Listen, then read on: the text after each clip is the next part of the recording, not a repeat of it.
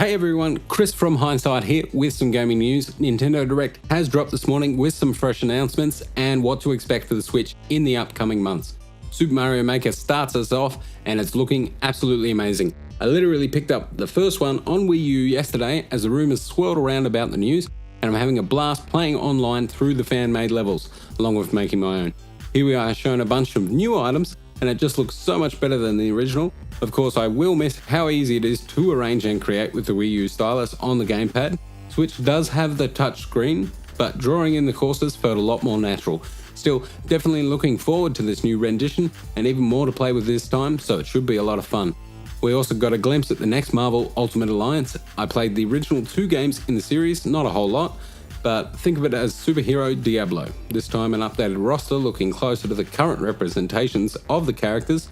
On the go, it should be a lot of fun with up to 4 players. Box Boy and Box Girl is coming to Switch, joining the already impressive list of indie titles. The system is great for playing these sorts of games. I have Stardew Valley, and having it on the go and able to play while watching TV or in the car is amazing. And because of the naturally lower res graphics, the games have brilliant color on the Switch and they just look brilliant. Next is an update for Super Smash Bros. It was always going to be a mass game. Not much detail on what the update entails, but I guess any chance to show it off is important with the Switch, because the list of games you can play AAA-wise still feels a little short for what was supposed to be a massive console for Nintendo. Off topic, but it has to be said. And then of course they try and flog some amiibos because they must be great little money makers. Captain Toad Treasure Tracker gets an update in the form of 2-player and the announcement of some paid DLC. Not much to say there for myself. Next we get a sweet trailer of Bloodstained Ritual of the Night. Now this looks amazing. It's got some of the minds from Castlevania behind it, said to be a spiritual successor, and it looks like an action-packed Metroidvania game. Looks-wise, it brings me back to Aria of Sorrow, Harmony of Dissonance, back on the Game Boy Advance, and the classic Symphony of the Night from PS1 era. They were by far the best Castlevanias in my book, and I'm really keen to try this one out. I haven't played a Metroid-style Castlevania game in a long time, and this one is on my list for certain. Then there was Dragon Quest Builders 2. More of the same Minecraft ripoff we got from Dragon Quest. It wasn't a bad game as you rebuilt a town and defended it from increasingly difficult hordes, but this one looks very samey.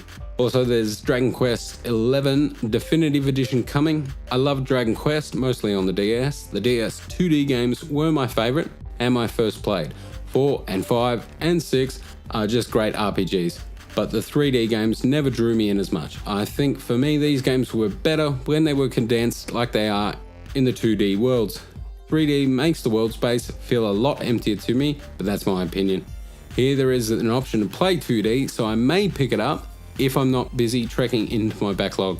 Now I'm skipping a few here into what interests me personally the most, but I will link to the Nintendo Direct video down below so you can watch it yourself.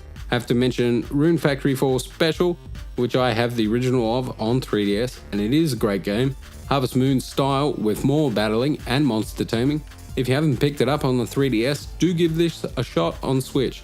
I also confirmed Rune Factory 5 is in development, which I'm a lot more excited for.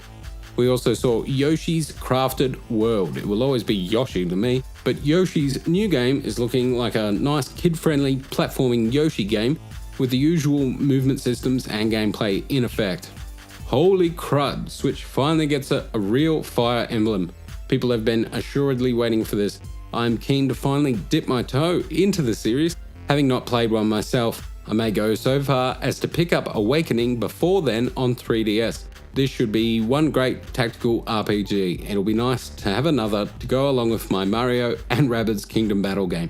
While the latter was more like XCOM for the Switch, this is looking to be a better graphic version of the beloved Fire Emblem franchise, and I will definitely be looking into it when it releases in July. And oh my god, they did it. Tetris Battle Royale. Tetris, the classic block puzzles game counting you down till a winner is found. There can only be one. And yes, I will be picking this up for the bragging rights. If nothing else, it released today. Now, for a slew of final games, Grid Auto Sport. Pretty sure I have this backwards compatible on Xbox One. Not a must buy for me, but it is good to see Nintendo getting a realistic looking sim racing game. So there you go. Along with that is Hellblade, a game that got a big positive response. I'm yet to play. Mortal Kombat 11, if you're so inclined, I'll be going PS4 or Xbox for that one. Assassin's Creed 3 Remastered. Now, for me, that's definitely a PlayStation buy. Every other game is sitting on there besides Odyssey, so AC3 will be a Sony purchase for myself. More honourable mentions for the end here are Final Fantasy VII coming in March. Final Fantasy IX is out today, which I have to let you guys know is one of the best JRPGs ever made. 9 really drew me in personally. We knew they were coming, so it's nice to get it confirmed. And in case you don't know, 10 and 12 are getting a release on Switch and Xbox later this year. Now, the final couple of games worth the mention. Link's Awakening DX gets a new release with new visual styles. Opinion-wise, as someone who plays the old one, it looks really good. I still remember borrowing my cousin's copy on Game Boy a whole bunch. I've currently got it on my 3DS.